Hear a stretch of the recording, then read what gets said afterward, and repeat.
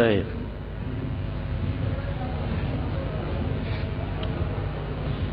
یہاں پر دو باتیں سمجھنی چاہیے۔ پہلی بات یہ ہے کہ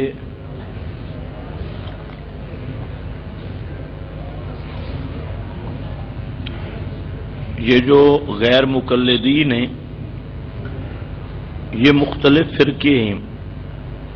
یہ قادیانی یہ بھی غیر مقلد ہے، اور فرقہ قادیانیہ یہ غیر مقلدوں کا فرقہ ہے، اور مرزا غلام احمد قادیانی اور اس کی پوری جماعت غیر مقلد ہے۔ اسی طرح روافض شیعہ یہ بھی سب غیر مقلد ہیں۔ پرویزی جو منکرین حدیث ہیں یہ بھی غیر مقلد ہیں۔ چکڑالوی یہ بھی غیر مقلد ہیں۔ تو یہاں غیر مقلد دین کے مختلف فرقے ہیں۔ مسئلہ یہ ہے کہ ہمیشہ مسئلے کا دار و مدار ہوتا ہے عقیدے پر۔ جس شخص کا عقیدہ کفریہ شرکیہ ہے تو اس کے ساتھ نکاح نہیں ہو سکتا۔ قرآن پاک میں لا تنکحوا المشرکات نسکتی موجود ہے کہ اگر کفر و شرک پایا گیا تو اس کے ساتھ نکاح نہیں ہوگا، اور اگر کفریہ شرکیہ عقیدہ نہیں، عقیدہ توحید ہے، تو اس کے ساتھ مسلمان کا رشتہ ازدواج اور نکاح درست ہے۔ اس کا دار و مدار عقیدے پر ہے۔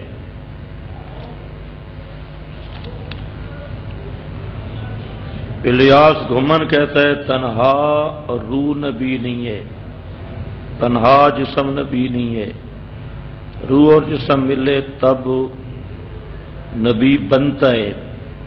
جو تنہا روح کو نبی مانے وہ ختم نبوت کا منکر ہے۔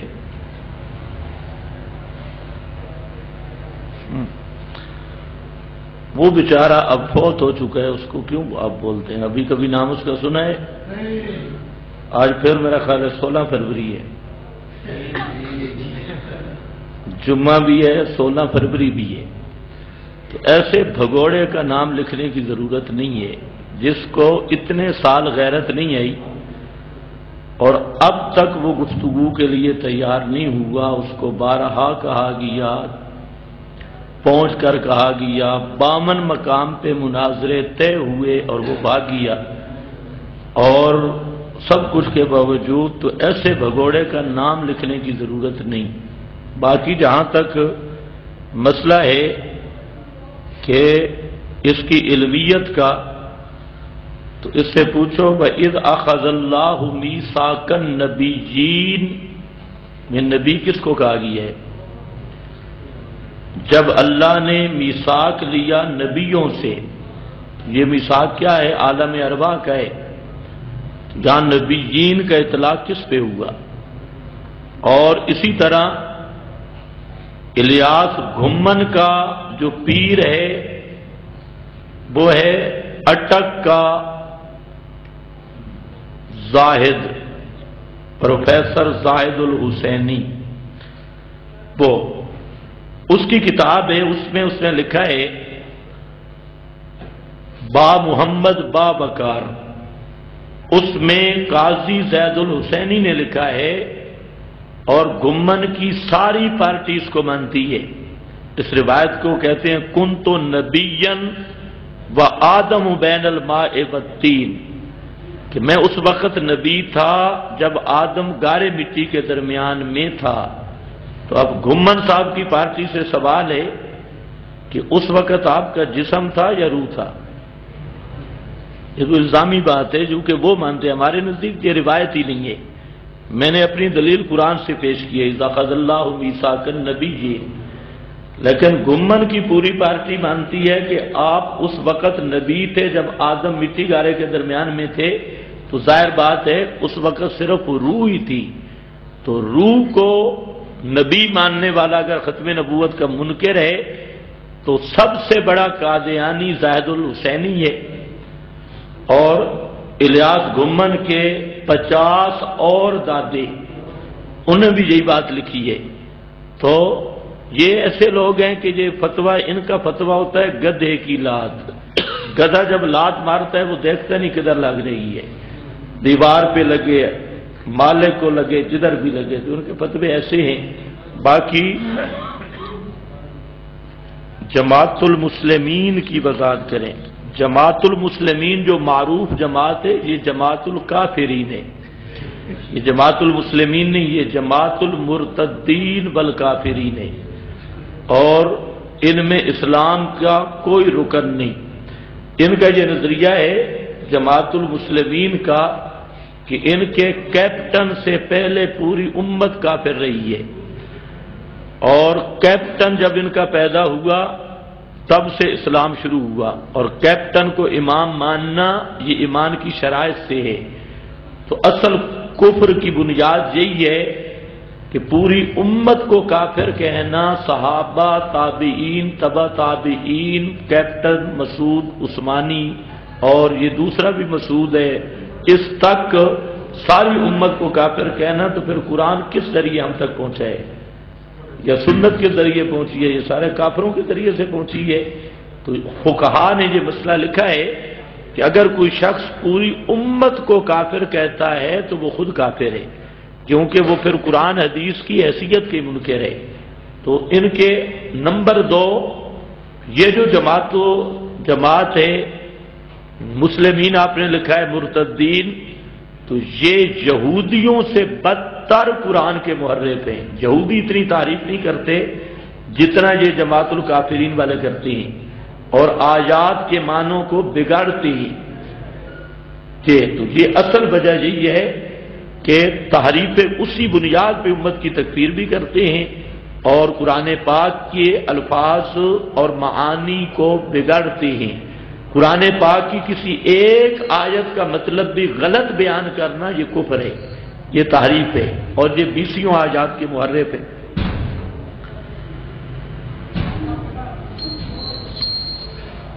امام بخاری فرماتے ہیں عقیدہ حیات النبی پر پوری امت کا اجماع ہے۔ امام بخاری فرماتے ہیں، کہاں فرماتے ہیں؟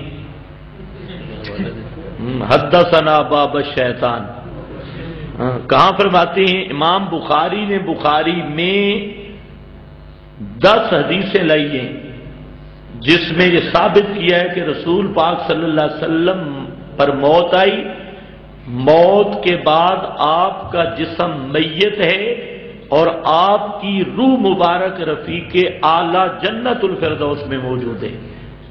یہ تو 10 حدیثیں بخاری کٹھی لایا، اور 2 دفعہ بلکہ 3 دفعہ وفات النبی کا چیپٹر قائم کیا، عنوان قائم کیا۔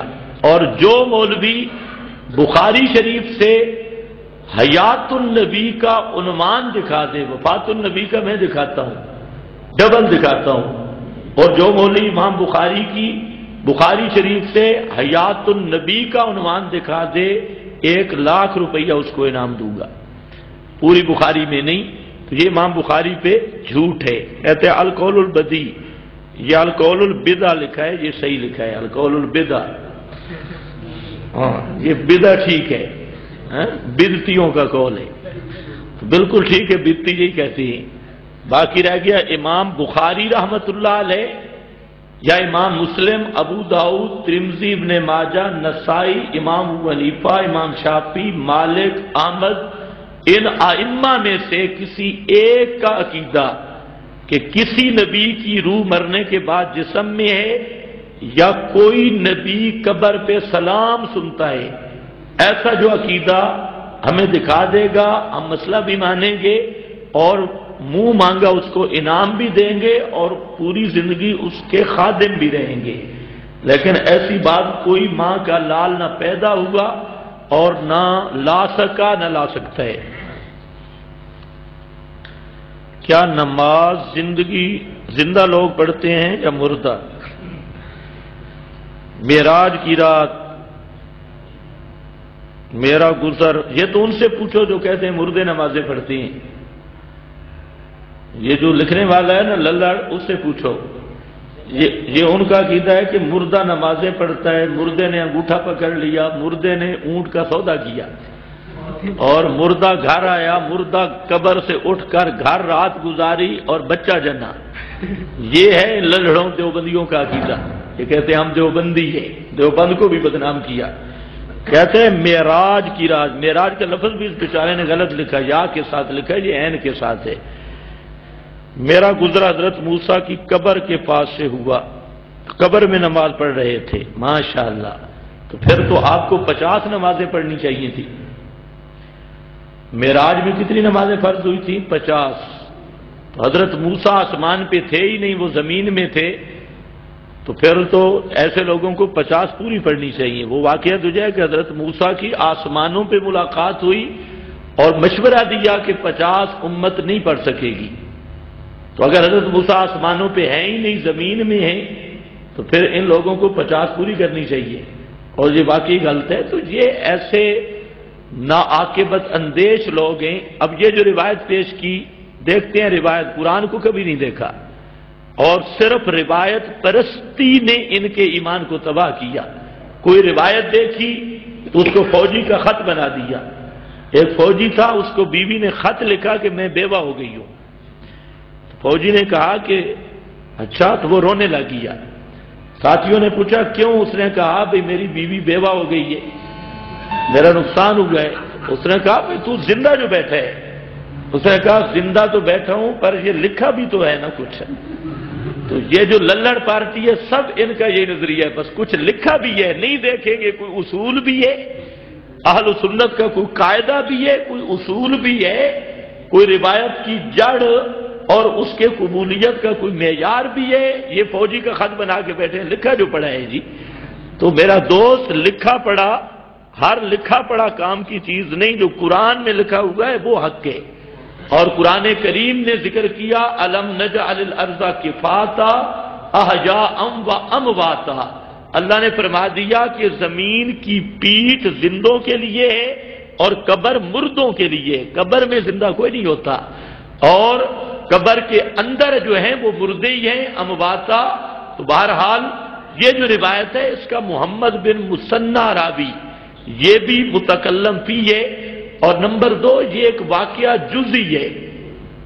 واقعہ جزئی سے قانون کلی ثابت کرنا یہ بھی بڑے دور کی حماقت ہے، اور اصل بات یہ ہے کہ خبر واحد کو عقائد کے باب میں پیش کرنا یہ اس آدمی کا کام ہے جس کے دل میں ذرا خوف خدا یا نبی کریم علیہ السلام کا ذرا حیا نہ ہو، تو وہ عقائد کے باب میں ایسی جزئی واقعات اور اخبار احاد پیش کرتا ہے، حالانکہ قرآن میں ان الظن لا یغنی من الحق شیئا، اور کوئی عقیدے کا مسئلہ ظنی دلیل سے ثابت ہو نہیں سکتا۔ پھر اسی کے مقابل حدیث ہے لو کان موسیٰ حیا، اگر موسیٰ زندہ ہوتے زمین کے کسی کونے میں تو ما وسع لہ الا اتباعی، موسیٰ پہ ضروری تھا میری اتباع کرنا اور میری غلامی کرنا۔ تو اللہ کے نبی تو فرماتے ہیں اگر موسیٰ بالفرض زندہ ہوتے تو وہ بھی میری غلامی کے بغیر نجات نہیں پا سکتے، اور یہ کہتے ہیں زندہ ہیں بھی صحیح اور آئے بھی نہیں۔ یہ بھی مزید بڑی بات، تمام انبیاء نے وعدہ کیا تھا کہ نبی آخر الزمان اگر آ جائے اور ان کی زندگی میں تو لَتُؤْمِنُنَّ بِهِ وَلَتَنْصُرُنَّهُ، ہر پیغمبر اس وعدے کا پابند تھا کہ وہ آئے گا، آپ کی نصرت بھی کرے گا اور آپ پر ایمان بھی لائے گا۔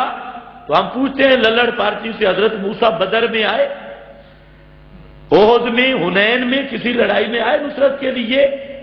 نہیں آئے، زندہ بھی تھے زمین میں اور پھر بھی نہیں آئے۔ تو کیا حضرت موسیٰ نے قالوا اقررنا، وہ جو اللہ سے وعدہ پختہ قسموں والا کیا تھا، اس کا معاذ اللہ خلاف ورزی کی؟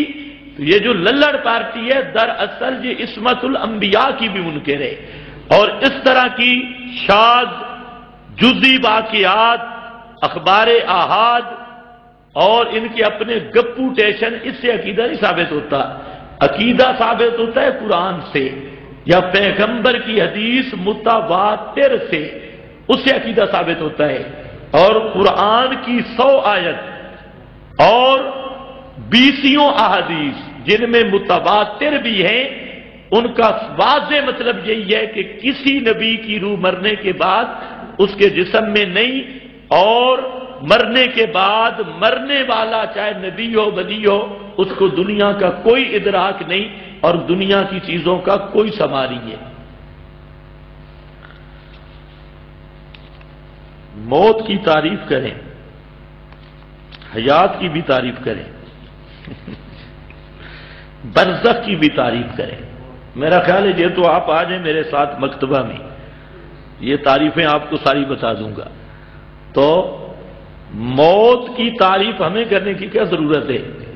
فَيُمْسِكُ الَّتِي قَضَىٰ عَلَيْهَا الْمَوْتَ، خود قرآن نے موت کی تعریف کی ہے، قرآن میں موت کی تعریف موجود ہے، اور اسی آیت کے تحت تمام مفسرین، اور دوسری آیت ہے سورۃ الملک میں خلق الموت والحیات، تو تمام مفسرین نے موت کا ایک ہی معنی کیا، انفقاق الروح عن الجسد ظاہرم و باطنا، روح کا جسم سے مکمل کرنٹ ختم ہو جانا، نکل جانا، ابانت الروح عن الجسد، انقطاع تعلق الروح عن الجسد۔ پھر کہتے ہیں حیات کی، یہ اصل میں یہ ماسٹر اکاڑوی صاحب کی شبل ہے، وہ کہتے ہیں جی حیات کی تعریف کرو، تو میں کہتا ہوں کس حیات کی، دنیاوی کی یا برزخی کی؟ حیات دنیاوی کی تعریف کروں یا برزخی کی؟ حیات برزخی کی تعریف بھی یہی ہے کہ روح بدن میں نہ ہو، جیسے شہیدوں کو اللہ نے زندہ کہا، اور وہ خود کہتے ہیں ان ترد ارواحنا فی اجسادنا، اور اسی طرح نسمۃ المومن طائر یعلق فی شجر الجنہ حتی یرجع اللہ الی جسدہ یوم القیامہ۔ تو برزخی حیات کا معنی یہ ہے، تعریف یہ ہے کہ روح کا بدن سے کرنٹ بھی نہ ہو، روح بدن میں ہو بھی نہیں، دنیاوی تعلق بھی نہیں، اور روح بدن کے اندر ہے بھی نہیں۔ اور دنیاوی حیات وہ ہے جس کی موت نقیض ہے، اور دنیاوی حیات کا معنی روح کا بدن کے ساتھ تصرف ہونا، اور موت کا معنی روح کا تصرف کا ختم ہو جانا۔ تو موت نقیض اور ضد ہے دنیاوی حیات کی، ابھی تک ان کو یہ بھی نہیں پتا۔ اور ایک ہے برزخ کی حیات، وہ موت کے ساتھ جمع ہوتی ہے، اس کے لیے تو موت شرط ہے، کیونکہ برزخی حیات میں بھی روح کا جسم سے تصرف نہیں، اور موت کا معنی بھی روح کا جسم کے ساتھ تصرف ختم ہو جائے، تو دونوں جمع ہو سکتی ہیں۔ تو حیات کا معنی جب آپ سے کوئی پوچھے تو آگے وضاحت بھی پوچھا کرے، کون سی حیات، دنیاوی یا برزخی؟ دنیاوی حیات کی تعریف یہی ہے کہ روح کا تصرف بدن کے ساتھ ہو، اور برزخی حیات کی تعریف یہی ہے جو قرآن حدیث میں موجود ہے کہ وہ موت کے ساتھ جمع ہو رہی ہے، اور جمع تب ہو رہی ہے کہ وہاں پر بھی ابانت الروح عن الجسد ہے، انقطاع تعلق الروح عن الجسد ہے، انفقاق الروح عن الجسد ہے۔ یہ تینوں چیزیں برزخی حیات میں بھی ہیں، موت میں بھی ہیں۔ تو موت کے ساتھ برزخی حیات جمع ہوتی ہے، اور دنیاوی حیات موت کے ساتھ جمع نہیں ہوتی، اس لیے کہ موت نام ہے انقطاع تعلق کا، اور دنیا کی حیات نام ہے تصرف روح کا بدن کے اندر، اس لیے یہ آپس میں نقیضیں ہیں۔ برزخ کی تعریف کریں، برزخ کی تعریف قرآن میں ہے، وَمِن وَرَائِهِمْ بَرْزَخٌ إِلَىٰ يَوْمِ يُبْعَثُونَ۔ اس کا معنی ذرا بیان القرآن سے دیکھ لینا۔ اللہ فرماتے ہیں کہ مرنے والا کہتا ہے رب ارجعون، اللہ میری روح کو واپس کر دے۔ جب آدمی مر رہا ہوتا ہے تو کہتا ہے بدکار آدمی، مشرک آدمی، وہ کہتا ہے ارجعون، اور وہ جمع تکرار کے لیے کہتا ہے ارجعنی ارجعنی ارجعنی، اللہ مجھے واپس کر دے واپس کر دے واپس کر دے۔ اللہ جواب دیتے ہیں کلا، اب تیری روح واپس آ سکتی نہیں، اب واپس نہیں آتی، وہ تو مضمون میرا رہ گیا، اندر جمعہ پہ آئے گا، اب روح واپس نہیں آتی۔ یہ کہہ کر اب کیا ہوگا، من ورائہم برزخ، حضرت تھانوی نے مانا کیا اب موت کی آڑ آ گئی، یہ معنی سمجھنے والا ہے موت کی آڑ آ گئی، اور یہ آڑ کب تک رہے گی؟ زندہ ہونے کے دن تک، الی یوم یبعثون، قیامت یوم البعث تک۔ کیا معنی؟ کہ روح موت کی آڑ، موت نام تھا روح بدن سے بالکل یا جدا ہو جائے، یہی جدائی والی آڑ رہ گئی، اور یہ آڑ چلے گی قیامت کے دن تک، یعنی قیامت تک اب روح بدن میں آ سکتی نہیں۔ اور قرآن نے اسی کو کہا من ورائہم برزخ الی یوم یبعثون۔ شہید زندہ ہوتا ہے تو نبی کا درجہ شہید سے کم ہوتا ہے، اللہ تمہیں ہدایت دے۔ شہید زندہ ہوتا ہے لیکن کہاں؟ قبر میں۔ یہ تو قرآن و سنت کی واضح صریح نصوص یہ بتاتی ہے کہ شہید کی زندگی کا یہ معنی نہیں کہ اس کا جسم زندہ ہے یا اس زمین کے اندر زندہ ہے، شہید کی زندگی روحانی فی الجنہ ہے، اور مرنے کے بعد شہید کی روح جنت میں پہنچتی ہے، جنت کی لذات سے نفع اٹھاتی ہے، وہاں چرتی پھرتی ہے، کھاتی ہے، اور استدعا ہوتی ہے کہ اللہ ہماری روحوں کو جسموں میں واپس کر، اللہ ان کو واپس نہیں کرتے۔ تو اور قرآن پاک نے بھی ایک مقام پہ عند ربہم یرزقون، اپنے رب کے ہاں زندہ ہیں، رزق دیے جاتے ہیں، پھر ساتھ فرما دیا کی لدخل الجنہ، شہید کے بارے میں کہ وہ کیا ہے؟ الجنہ۔ جمعے کے بیان میں آپ نے سنا نفوس مطمئنہ کو کیا فرمایا جاتا ہے؟ فادخلی فی عبادی وادخلی جنتی۔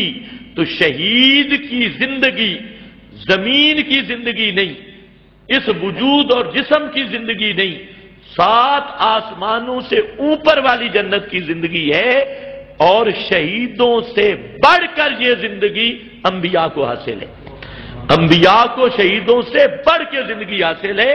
لیکن جھگڑا یہ ہے کہ وہ زمین والی یا جنت والی، وہ رفیق اعلیٰ کی حیات ہے اور جنت الفردوس کی حیات ہے۔ اس زمین کے اندر اگر کوئی امتی بھی زندہ ہو تو قیامت نہیں آ سکتی، اور خود نبی زندہ ہوں تو قیامت کیسے آئے گی؟ تو جو اس زمین میں انبیاء کو زندہ مانتا ہے تو وہ تو قیامت کا بھی منکر ہے، اور اس نے کبھی غور کیا ہی نہیں۔ موت کی تعریف بھی ہو گئی جی۔ کچھ لوگ کہتے ہیں دنیا والی قبر میں سزا اور جزا ہوتی ہے، تو آپ کو پھر کیا تکلیف ہے؟ یہ جزا سزا کا مسئلہ ہی اللہ کی قدرت کا ہے، وہ چاہے اسی دنیا والی قبر میں سزا دے، چاہے وہ ذرات ہوا میں اڑ جائیں اور ہواؤں میں اس کو اللہ ادراک برزخی پیدا کر کے قدرہ ما یتعلم و یتلذذ اس کو بھی وہ احساس دے دے، تو اتنا ایمان رکھ کہ عذاب قبر بھی حق ہے، ثواب قبر بھی حق ہے۔ اصل معاملہ روح کے ساتھ ہے، اصل معاملہ روح کے ساتھ ہے، باقی رہ گیا جسم، یہ جس حالت میں جیسے ہو، اڑے، قبر میں دفن ہو نہ ہو، جہاں بھی ہو، ہر حال میں عذاب و ثواب حق ہے، چاہے قبر بنے یا نہ بنے، ہر ایک آدمی کا سوال و جواب اور عذاب و ثواب حق ہے۔ ہاں اس چیز پہ اللہ قادر ہے کہ اس جسم پر وہ اپنی قدرت روح نہیں واپس کرتا، وہ تو 100 ایتے قرآن کی ہیں، فَيُمْسِكُ الَّتِي قَضَىٰ عَلَيْهَا الْمَوْتِ، روح جسم میں نہیں آتی، بغیر روح کے لوٹائے اور بغیر تعلق کے تصرف قائم کیے، جو قرآن کے فیصلے ان کے خلاف نہیں ہو سکتا، یہ تو اس نے خود بتا دیا۔ تو اللہ تعالیٰ برزخی ادراک اس جسم کے ذروں میں پیدا کر دے، ہم اللہ کی قدرت پہ ایمان رکھتے ہیں، اور یہ اللہ کی قدرت سے کوئی بعید نہیں، بلکہ بسا اوقات اس قبر سے آگ نکلتی نظر آئے گی، کبھی سانپ نظر آئیں گے، کبھی اور چیزیں نظر آئیں گی، تو یہ سب اللہ تعالیٰ کی قدرت کا کرشمہ ہے۔ اللہ اسی قبر سے بھی عذاب کو ظاہر کر دیتے ہیں اور دکھا دیتے ہیں، عذاب و ثواب برحق۔ اصل معاملہ روح کے ساتھ ہے، جسم، باڈی، ذرات اصلیہ کیفا ماشاء اللہ جس حالت میں بھی ہوں ان میں ادراک برزخی قدرہ ما یتعلم او یتلذذ، یہ اللہ تعالیٰ کی قدرت سے کوئی بعید نہیں۔ اس میں وہی شک کر سکتا ہے کہ عذاب روح نہیں آتی تو عذاب ثواب کیسے، سنتا نہیں تو عذاب ثواب کیسے، جس کا اللہ کی قدرت پر ایمان نہ ہو اور قرآن سے نرا جاہل ہو۔ حدیث میں آیا کہ نبی پاک نے فرمایا میرے منبر سے میری محراب تک کا ٹکڑا جنت کا ٹکڑا ہے۔ کیا نبی پاک کی قبر جنت میں ہے؟ ماشاءاللہ۔ نبی پاک صلی اللہ علیہ وسلم نے یہ بھی فرمایا کہ جنت ماں کے قدموں کے نیچے ہے، تو جنت ترنول میں ہے۔ جب بڈانے میں نبی پاک صلی اللہ علیہ وسلم نے یہ بھی فرمایا کہ جنت تلواروں کے سائے کے نیچے ہے، تو جہاں تلوار پڑی ہے وہاں جنت ہے۔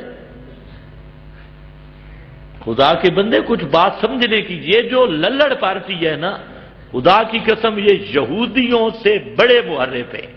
اتنا یہودی محرف نہیں جتنے یہ باحیاتی للڑ دیوبندیت کے نام پہ تعریف کرتی ہیں۔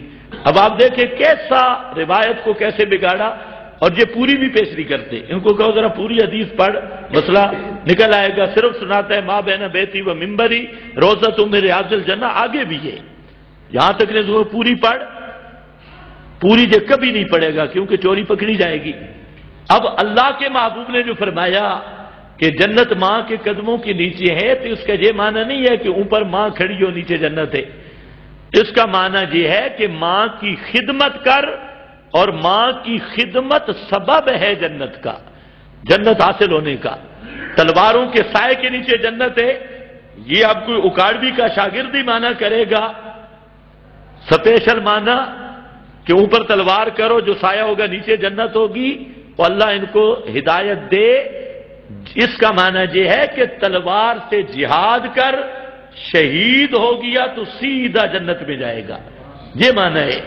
اور اسی طرح آپ نے فرمایا کہ اذا مررتم بریاض الجنت فرتعوا منها، جنت کے باغوں سے گزرو تو چرا کرو ان سے۔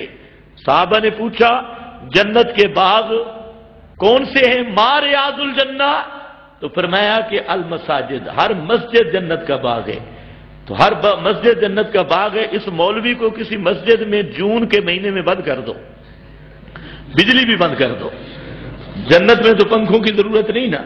اور یہ حدیث بھی اس کے رکھو کہ ہر مسجد جنت کا باغ ہے، انشاءاللہ 2 گھنٹے رکھو پتہ چل جائے گا۔ یہ ایسے فراڈی ملا ہیں، دجالی ٹولہ۔ اصل بات یہ ہے، آپ بتائیں، اسی سے آپ پوچھ لیں آپ کو موت کہاں آئی؟ ہمارا ایک مولوی سے مناظرہ ہوا، اور وہ کہتا ہے کہ میں نے ڈبل دورہ حدیث کیا ہے نصرت العلوم سے، ڈبل۔ تو سفید داڑھی تھی، تو وہ اس نے سمجھا یہ کوئی طالب علم ہی ہے، تو میں تھا ہوں بھی طالب علم، یہ اس کا گمان صحیح تھا۔ تو اس نے یہی روایت پیش کی ماں بہن بیتی و ممبری روزہ تم میرے ریاض الجنہ۔ تو میں نے اس کو کہا یہ بتائیں کہ آپ پر موت کہاں آئی؟ کہتے ہیں جہاں دفن ہے۔ تو میں نے کہا جنت میں موت آ جاتی ہے؟ اگر یہ حقیقی جنت ہے تو جنت میں موت آتی ہے؟ اب بیچارہ پھنس گیا، تو کہتے اوپر جنت نہیں نیچے جنت ہے۔ سبحان اللہ، جہاں پیغمبر کے قدم لگتے رہے وہ جنت نہیں، اور نیچے جنت ہے۔ میں نے کہا اس پر کوئی حوالہ؟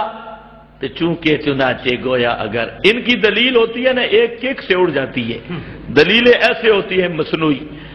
اب آپ ان سے پوچھیں کہ آپ کو موت کہاں آئی؟ جہاں دفن ہے تو جنت میں موت آتی ہے؟ اچھا، مسجد نبوی کا یہ ٹکڑا جہاں پر ہے جہاں مشرکین کا قبرستان ہے، بخاری میں حدیث ہے، قبروں کو برابر کر کے اوپر مسجد نبوی بنائی گئی جہاں پر، تو کیا وہ سارے مشرک جنت میں ہیں؟ عجیب معاملہ ہے۔ اچھا، پھر جنت کے بارے میں اللہ نے فرمایا کہ جنت میں مشرک نہیں جا سکتا۔ اس ٹکڑے میں مشرک جاتے ہیں سبز پگڑیوں والے، اور خود جو اکاڑوی پارٹی یہ بھی مشرک ہیں، اور قادیانی، رافضی سارے اس ٹکڑے میں جاتے ہیں۔ قرآن کہتا ہے مشرک جنت میں اس طرح نہیں جا سکتا جیسے سوئی کے ناکے سے اونٹ نہیں گزر سکتا۔ اب خدا کی خبر سچی ہے یا ان کی خبر سچی ہے؟ اگر اس کو حقیقی جنت قرار دیا جائے تو یہ تو سری اللہ کے قرآن کی تکذیب ہے اور واضح کفر ہے۔ اس لیے اس کا معنی بھی سمجھو، محدثین نے معنی کیا، علامہ ابن حجر نے کیا علامہ عینی نے کیا عمدۃ القاری میں، قسطلانی نے کیا، اور ابن بطال نے کیا، اور محدثین نے کیا، معنی اس کے 8 کیے، لیکن للڑوں والا معنی کسی نے بھی نہیں کیا۔ ان میں ایک معنی یہ کیا کہ جس طرح فرمایا جنت تلوار کے سائے کے نیچے ہے اور جنت ماں کے قدموں کے نیچے ہے، کیا معنی ماں کی خدمت سبب ہے جنت کا، اور تلواروں کے ساتھ جہاد ہے سبب ہے جنت کا۔ یہ جو ٹکڑا ہے، اس ٹکڑے سے جو مسئلہ بیان ہوا، جو مشن دیا گیا، اس مشن کے ساتھ وفاداری کرنا سبب ہے جنت میں داخلے کا۔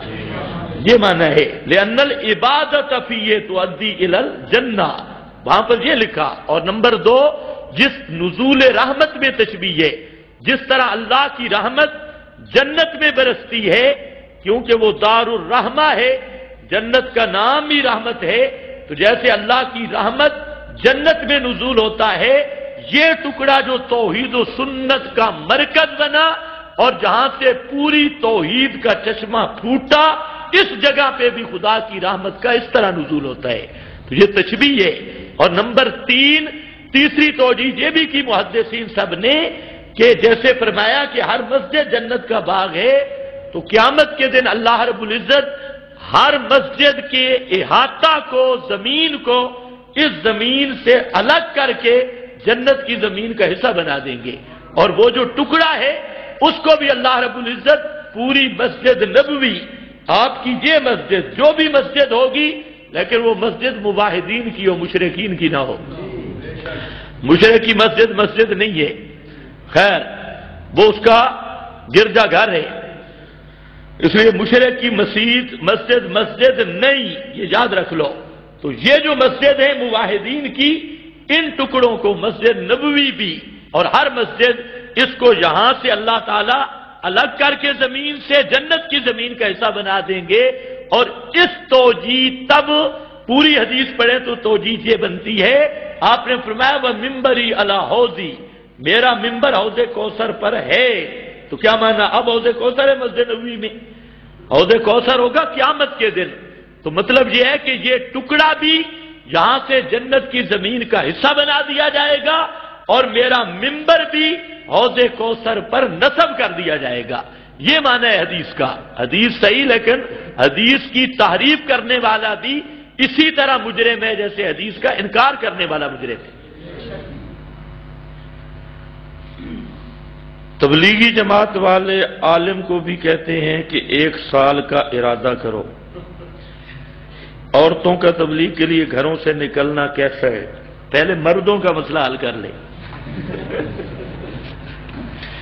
یہ جو موجودہ ریبنڈی تبلیغ ہے، ایک ہے کتاب و سنت کی تبلیغ، بلغ ما انزل الیک من ربک، پیغمبر نے جس کتاب سے تبلیغ کی وہ ہے پیغمبری تبلیغ، اور پیغمبر کا نصاب قرآن رہا، ساری زندگی میرے پیارے پیغمبر نے قرآن کے ذریعے ذکر بالقرآن بلغ ما انزل الیک من ربک، وہ دعوت اور تبلیغ اس امت پر فرض علی الکفایہ ہے، اور اس کے فضائل بھی ہیں۔ اور ایک ہے ریونڈی یا ملتانی دعوت، سبز پگڑیوں والی دعوت، انہوں نے بھی اپنی کتاب علیحدہ بنا دی فیضان سنت، انہوں نے فضائل اعمال، اور یہ جو ٹوکرے والی پگڑی والے ان کا اپنا نصاب ہے۔ ان نصابوں کی تبلیغ یہ پیغمبری تبلیغ نہیں، اور ایسی تبلیغ کرنا اس کو اسلامی تبلیغ کہنا بھی جائز نہیں ہے، یہ مخصوص اپنے ذہن کی تبلیغ ہے، اور مخصوص اپنے بنائے ہوئے دین کی تبلیغ ہے، پیغمبر کریم کے دین کی تبلیغ نہیں۔ اگرچہ یہ کڑوی بات ہے، لیکن یہ بات ذہن میں رکھ لو کہ یہ جو طریقہ ریبنڈ والوں کا یا سبز پگڑی والوں کا یا سیفیوں کا ہے، یہ طریقہ اور یہ دعوت کسی نبی کی دعوت نہیں، کسی نبی کا طریقہ نہیں، حضرت محمد مصطفیٰ صلی اللہ علیہ وسلم کا بھی یہ طریقہ قطعاً نہیں ہے۔ اس لیے ان کے ساتھ جانا یہ اپنے وقت، مال، جان پر ظلم کرنا ہے، اس میں شرعی طور پہ کوئی ثواب نہیں ہے، چاہے عورت جائے تو چاہے مرد جائے۔ حضرت قبر کی تعریف کریں. قبر میں جب جائے گا تو انشاءاللہ پوری تعریف آ جائے گی. قرآن کا انکار کر کر کے جب جائے گا نا، جو قبر بھی جس میں بھی جائے گا تو انشاءاللہ سارا پتہ چل جائے گا. کیا نبی کی قبر کے پاس جا کے ان سے درخواست کی جا سکتی ہے؟ پہلی بات تو یہ حل کر کے نبی کی قبر پر کوئی جا سکتا ہے یا لوگوں کو ایسے لڑاتا ہے؟ رسول پاک صلی اللہ علیہ وسلم کی قبر تک جانا ممکن ہی نہیں. یہ بھی صوفی ملا جھوٹ بولتے ہیں کہ آپ کی قبر تک جانا. بات سمجھو، آپ کی قبر مبارک ہے ام المومنین کے حجرہ میں. حجرہ بھی بند ہے، اس کے اردا گرد بھی دیواریں ہیں. پھر جو اب اس عمر بن عبدالعزیز کی دیوار ہے، اس کا دروازہ بھی کوئی نہیں ہے، اس کا کوئی دروازہ نہیں. ہمیں وہ شخص ملا جو جس کی ڈیوٹی خدمت پہ جو اندر صفائی کرتا ہے باہر سے، اس نے خود مجھے بتایا کہ عمر بن عبدالعزیز کی دیوار تک میں جا سکتا ہوں، آگے دروازے ہی کوئی نہیں ہے. پچھلی دیواروں کا ہے، عمر بن عبدالعزیز کی دیوار آگے حجرے کے اندر قبر ہے، قبر مبارک ہے. اور عمر بن عبدالعزیز کی دیوار کا دروازے ہی کوئی نہیں ہے کہیں سے. خیر، اس کے بعد دیواریں، پھر شبکے کی دیوار، پھر زائر جو جاتا ہے وہ شرطے کے پاس جاتا ہے. شرطے آگے کھڑے ہیں، دو مولوی دو شرطے، اور آگے چھوٹی دیوار ہے. اس لیے امام ابن تیمیہ نے، حافظ ابن عبدالحادی نے، علامہ کنوجی نے، سب حضرات نے لکھا ہے کہ لا یمکن الوصول الی قبرہ، نبی کریم علیہ السلام کی قبر پر جانا ممکن ہی نہیں. جو شخص بھی جاتا ہے تو وہ روضے کے پاس جاتا ہے جو اوپر کی دیواریں اور شبکہ ہے، وہاں تک جاتا ہے. آپ کی یہ بھی آپ کو بتاؤں، آپ کی قبر امام ابو حنیفہ نے بھی نہیں دیکھی، حالانکہ یہ خیر القرون میں تھے. امام ابو حنیفہ نے نہیں دیکھی، امام ابو حنیفہ کے استاد اس نے نہیں دیکھی. وہ کہتے ہیں کہ مجھے ایک شخص ملا جس نے آپ کی قبر دیکھی تھی، اور وہ کہتے ہیں کان مسنمن، کہ آپ کی قبر کوہانی قبر تھی. کوہانی کا مطلب ہے کہ چورس نہیں تھی اونٹ کے کوہان کی طرح، یہ اس طرح قبر تھی، اور اوپر وہ کنکر پڑے ہوئے تھے، کچی قبر تھی. اس نے دیکھی ہے اور کسی نے نہیں دیکھی. تو آپ کی قبر تک پہنچنا ہی ممکن نہیں. یہ تو پاکستان کے ملا کی دیانت پر قربان جاؤں نا، اس نے جہاں یہ جھگڑا ڈالا ہوا ہے اندل قبر کا. پہلے اندل قبر پہنچ تو صحیح نا. آپ نے دعا کی تھی اللہ میری قبر کو مشرکوں سے بچانا، اللہ نے وہ دعا قبول کی اور آپ کی قبر کو محفوظ کر دیا. کوئی مشرک آپ کی قبر تک پہنچ سکتا ہی نہیں. اگر کوئی چومے چاٹے لیٹے جو بھی کرے تو وہ روزے کی دیوار تک جاتا ہے، آپ کی قبر اندر محفوظ ہے. تو پہلی بات ہے آپ کی قبر تک پہنچنا ہی ناممکن ہے. نمبر 2، مرنے کے بعد کسی کا عادتاً سننے کا عقیدہ یہ بالکل شرکیہ کفریہ عقیدہ ہے. اور پھر کسی میت نبی ولی کو یہ کہنا، درخواست کرنا کہ میرے لیے دعا کرو، اس عقیدے کا نام ہے استشفاء، شفاعت طلب کرنا، یہ کہنا. تو یہ ابو جہل والا عقیدہ ہے. ابو جہل حضرت ابراہیم کو کہتا تھا، حضرت اسماعیل کو ہؤلاء شفاؤنا عند اللہ. اب حضرت ابراہیم حضرت اسماعیل کو جو ہؤلاء شفاؤنا عند اللہ کہتا کہ یہ ہمارے سفارشی ہیں، ان کی خدمت میں ہماری عرضیں ہیں، تو ان کو قرآن نے کہا پکے کافر، پکے مشرک. اور معلوم ہوتا ہے جو کسی نبی ولی کو بعد وفات کے پکارے، چاہے استشفاء کے رنگ میں یا حاجت پورے کرنے کی نیت سے، تو اس کا عقیدہ ابو جہل والا ہے اور وہ پکا کفریہ شرکیہ عقیدہ ہے. ایک پارٹی کہتے ہیں کہ بلکہ چیلنج کوئی کہ ایک امام کا نام بھی پیش کر دے جو نبی کے قبر میں زندہ نہ مانتے ہوں. اندازہ کرو، نہ مانتے، دلیل نہ ماننے کی ہوتی ہے یا ماننے کی؟ آپ ابھی باہر نکلیں، گاڑیاں آپ کی کھڑی ہیں، ایک آدمی کھڑا ہو جائے اور وہ کہتا ہے کہ یہ گاڑی میری نہیں، دوسرا کہتا ہے دلیل دے تیری نہیں. تو اس دلیل کا مطالبہ اس سے ہوگا بھی میری نہیں، یا جو دعویٰ کرے گا میری ہے اس سے دلیل کا مطالبہ ہوگا، اس کو دکھانا پڑیں گے۔ یہ الٹی منطق ہے۔ رسول پاک نے مجھے فرمایا البینۃ علی المدعی۔ ہم کہتے ہیں چاروں اماموں کا قرآن پہ ایمان تھا، کیا خیال ہے آپ کا؟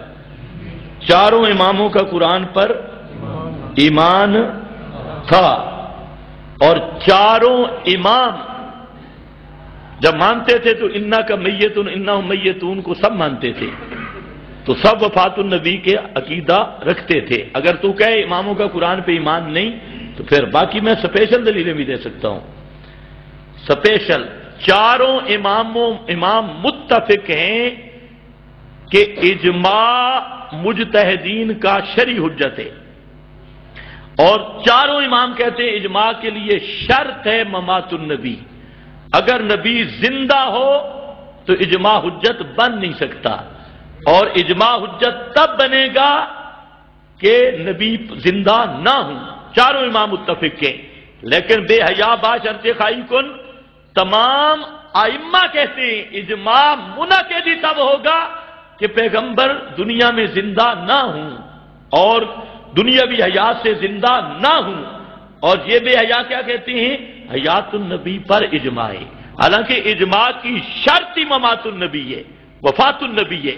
نبی کی حیات میں اجماع ہو نہیں سکتا، پھر تو مسئلہ نبی پاک صلی اللہ علیہ وسلم سے پوچھا جائے گا۔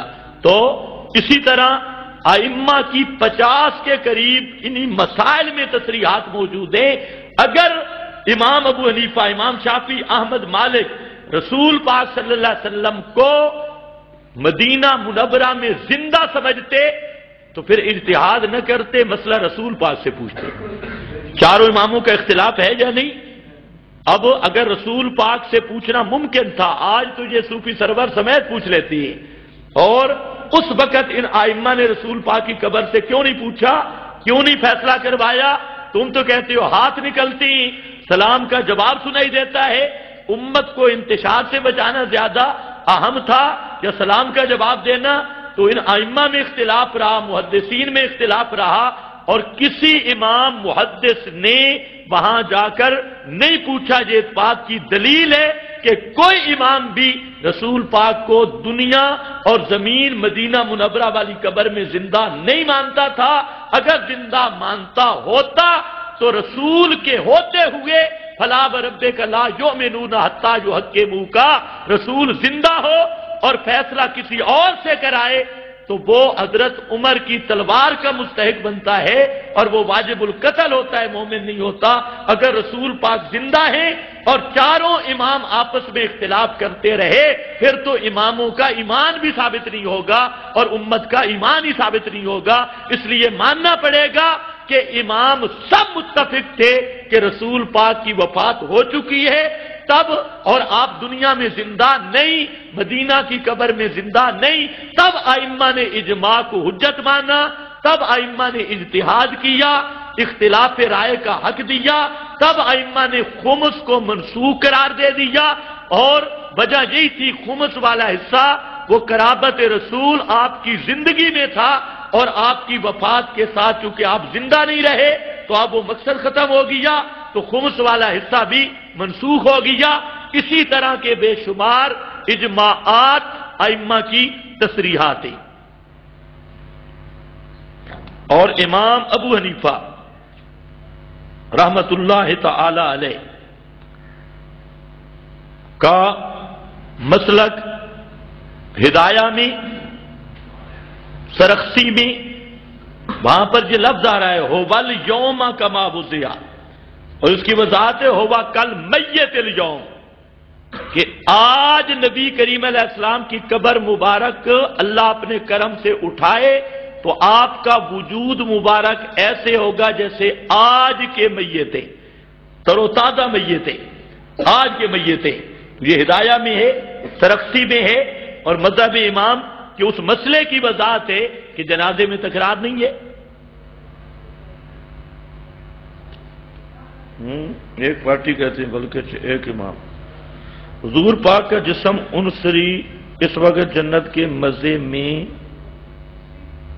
کیا ہے؟ آپ کا جسد انصری مبارک مقدس مدینہ کی قبر میں مدفون ہے، اور اصل متمتع باللذات وہ روح مبارک ہے۔ حیاتی کتنی وجہ سے اعتقادی بنتی ہیں، اس کے لیے مستقل نشست ہی رکھیں گے۔ پھر تبلیغی حضرات قرآن کی آیات اور احادیث مبارکہ جو جہاد کے بارے میں ہیں وہ تبلیغ پر فٹ کرتے ہیں، اس کا کیا حکم ہے؟ اس کا بہت خطرناک حکم ہے۔ قرآن کی جو تحریف کرتا ہے تو تحریف قرآن کفر ہے، چاہے مصداق بدلے، معنی بدلے، مراد بدلے۔ تو یہ ہمارے ان حضرات میں اور بھی بہت خرابیاں آ گئی ہیں۔ اب جتنا جہاد کا مٹیریل ہے سارا فٹ کر دیتے ہیں اپنی چلہ، سال، 4 مہینے۔ ان سے پوچھو کسی صحابی نے چلہ لگایا؟ 4 مہینے، سال اندرون، سال بیرون۔ لوگوں کو کیا کہتے ہیں؟ جی یہ نبی کا صحابہ والا کام ہے۔ ان سے پوچھو خدا کے لیے کسی تبلیغی سے 3 طلاقیں اٹھواؤ، مولوی عام اٹھا دے گا، مولوی ہو، اس سے پوچھو خدا کے لیے بتا کہ کس صحابی نے چلہ لگایا؟ 4 مہینے۔ آگے سے کہتے ہیں انہوں نے تو پوری زندگی دی ہوئی تھی۔ کس کے لیے دی ہوئی تھی؟ جہاد کے لیے۔ اور تم نے رائے ونڈ میں اتنا رش ہے، اگر یہ رائے ونڈ والے اسلام آباد کے ارد گرد اکٹھے ہو کر پیشاب بھی کریں نا پورا اسلام آباد ڈوب جائے گا۔ یہ دھمکی دے دیں کہ ہم اس وقت تک بیٹھے ہیں جب تک شریعت نافذ نہیں ہوتی۔ کبھی رائے ونڈ میں خلافت کی بات ہوئی ہے؟ کسی نے سنی ہو؟ نفاذ شریعت کی بات ہوئی ہو کہ شریعت نافذ ہونی چاہیے، حدود اسلام کی بات ہوئی ہو؟ کبھی نہ۔ وہ تو کہتے ہیں ابھی تک ہم مسلمان ہی نہیں۔ رائے ونڈ میں ہم نے جو تقریریں سنی ہیں بڑے بڑے بزرگوں کی، کہتے ہیں کہ ہمارا بھی ایمان کچا ہے، اور وہ تو کہہ رہا تھا ابھی تک ہمارا ایمان یہودیوں جتنا بنا ہے اور ہمیں بنی اسرائیل کی طرف جانا ہوگا، یہ کہہ رہا تھا۔ تو ہم کہتے ہیں کوئی نمونہ تو پیش کرو خدا کے بندے، اتنا عرصہ تم نے گاڑیوں پہ بھی رش کیا، شہروں میں بھی رش، بسترے اٹھائے ہوئے، لوٹے اٹھائے ہوئے، ہر جگہ پہ رش ہے، لیکن 313 کا بھی ابھی ایمان نہیں بنا۔ 313 کہتے ہیں جب 313 کا ایمان بنا تو ہم انشاءاللہ جہاد کا اعلان کر دیں گے۔ تو میں کہتا ہوں کبھی نہیں بنے گا۔ ایمان بنتا ہے قرآن کے ذریعے، اور قرآن کو تم نے ریمنڈ سے نکال دیا ہے۔ خدا کے بندے تمہیں اتنا بھی حیا نہیں آتا، ریمنڈ میں ملا بیٹھے ہیں اور وہ بھی قرآن کا درس نہیں دیتے، اور قرآن کی تعلیم و تفسیر، درس و تدریس نہیں، وہاں پر بھی فضائل اعمال پڑھی جا رہی ہے، وہاں پر بھی یہی کھاتا ہے۔ تو خیر، اور ایمان بنتا، ایمان نصیب ہوتا ہے قرآن سے، اور ایمان پکا ہوتا ہے جہاد کے ساتھ۔ ہاں صحیح کھرا بنتا ہے جہاد کے ساتھ۔ جہاد کرو گے تو ایمان میں صحیح کھرا پن آئے گا۔ تو انہوں نے قرآن کی بھی مخالفت، جہاد کی مخالفت، تو وہ ایمان کیا بنے گا؟ پلاسٹک کا بنے گا۔ کہتے ایمان بڑھ رہا ہے، اتنا سارا نظام۔ تو اس لیے ہماری ضد نہیں، ہم کہتے ہیں کہ پیغمبری نیز پہ دعوت دو، جو پیغمبر کا نصاب تھا اس کو نہ چھوڑو۔ پیغمبر کا نصاب قرآن ہے، اور دنیا میں جتنے جھوٹ کہیں نہیں مل سکتے کٹھے، جتنا سٹاک رائے ونڈ میں ملتا ہے۔ پتہ نہیں جھوٹ میں رکھا کیا ہے؟ بس عورتیں اور مرد کٹھے نماز جنازہ، ہاں وہ آج رہ گئی نا۔ آج میں تھوڑا سا تھا بیمار، وہ تو جمعہ میرا رہ گیا۔ وہ جو محترمہ مرتدہ زندیقہ، اصلی زندیقہ، آسماں لعینہ ملعونہ، قادیانی نہ بھی ہو، پکی مرتدہ تھی، پکی، ہاں، مفولت الشیطان اور المرتدہ الزندیقہ۔ تو چلو انشاءاللہ آئندہ جمعہ پر میں اس کی سیرت تھوڑی بیان کروں گا، یہ تو آج بالکل ہی مجھ سے رہ گئی۔ تو وہ تو آسماں جہانگیر تو انٹرنیشنل مرتد تھی، اور پھر آپ اندازہ کریں درخت پھل سے پہچانا جاتا ہے۔ اس کا جنازہ کس نے پڑھایا؟ ابو الاعلی کے بیٹے نے۔ کس نے پڑھا؟ ابو الاعلی سید مودودی، سید مودودی۔ اس نے جنازہ بھی پڑھا دیا. یہ بھی کہ اور وہ جو آسمہ وہ کہتی ہے میرا مذہب ہی کوئی نہیں ہے، کوئی مذہب نہیں. اور یہ جماعت اسلامی والوں کا بھی کوئی مذہب نہیں، جنس کو جنس ٹکریے. یہ بھی کہتے ہیں شیعہ بھی ہمارا رکن بن جائے، مشرک بن جائے، گھوڑا پرست بن جائے، کوئی ہندو بن جائے، ہماری جماعت میں سارے داخل ہو سکتے ہیں، کیونکہ مشن مذہب کوئی نہیں. تو لا مذہب کا جنازہ لا مذہب. اور جو پیچھے پڑھنے والی اولیاء اللہ کی جماعت تھی وہ بھی جنازہ دیکھے، ساری زنانیاں پہلے اور زنانیاں بھی. وہ خیر بہرحال یہ آج رہ گیا، زندگی رہی تو آئندہ جمعہ اسی پر میں وضاحت کر دوں گا انشاءاللہ. وآخر دعوانا